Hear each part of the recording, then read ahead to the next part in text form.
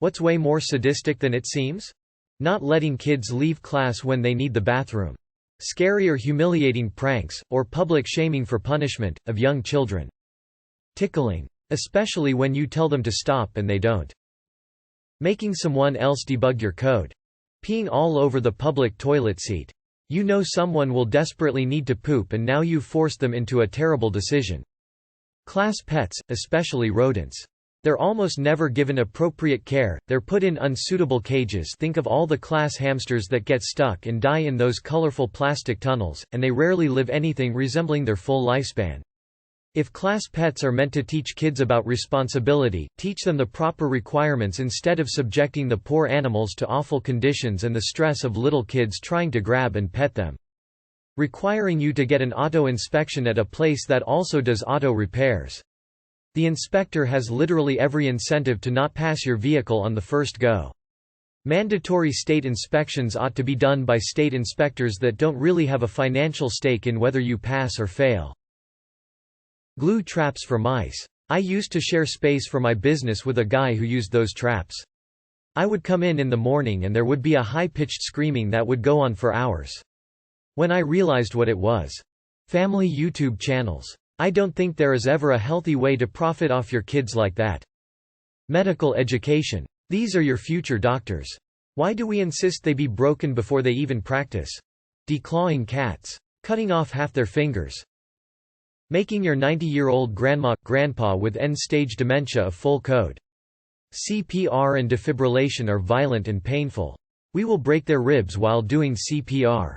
Possibly all of them. It's just plain cruel. As a nurse, it is the worst part of my job.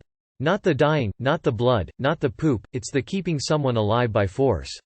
I understand losing a loved one is painful and horrible, I've been there. But trust me, the kindest thing you could do for them is to let them die peacefully. Goldfish bowls. Your 1-year-old stunted little goldfish didn't live a long time, Felicia. Medical residencies. Institution mandates years of working 80+ hours a week and being paid the equivalent of a minimum wage hourly. The merit for experience is sound, but these residents are being paid crap while the patients are still being charged the full rate. It's an absolute profit machine. Then, once the residents are experienced enough, they're punted off and a new herd is brought in to exploit. Docking a dog's tails and/or ears. Holding the door for someone way behind you and watch the person jog the last distance. Letting kids go without school lunch if their parents didn't put money in their lunch accounts. Or the fact that lunch accounts exist in the first place. Enthusiastically agreeing to a date and then ghosting them day of. Like, come on. Just tell me you don't want to go out if you don't want to go. Every teacher assigning hours of homework. I mean, I never did it. But still, lol. Making people work in open-plan offices, i.e. no dividers between cubicles. They're horrible for productivity, and it can hurt your career progress if you do a poor job simply because your employer gives you a work environment that's too distracting. Animals are put down when they are old and in pain, but humans aren't. Rejecting assisted suicide. Virgin shaming. Videos where people harass their pets to see their cute reactions. Owning a bird. Imagine being born with the ability to fly anywhere you want and then someone decided that you're going to be kept in a cage for your whole life because someone thought you'd look cute in the corner of some room in their house. Academia. Imagine studying 10 years, achieve the highest qualification of any country and then being paid like shit with no job prospects and little to no system of increasing your worth. Your only hope is waiting for some old senile fart to die or give up his cushy salary and career. Oh, the best part is that a large portion of your job will be begging for money to do your job and watching the university skim of the top. No one tells you this when you start and you're often too invested to just drop it all when you hit the postdoc level.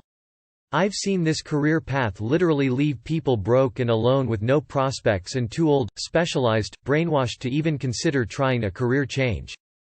Declawing cats. People think you kind of trim their nails, but you actually remove their first knuckle. If done incorrectly, it can lead to nails growing under the skin, infection, lameness, etc.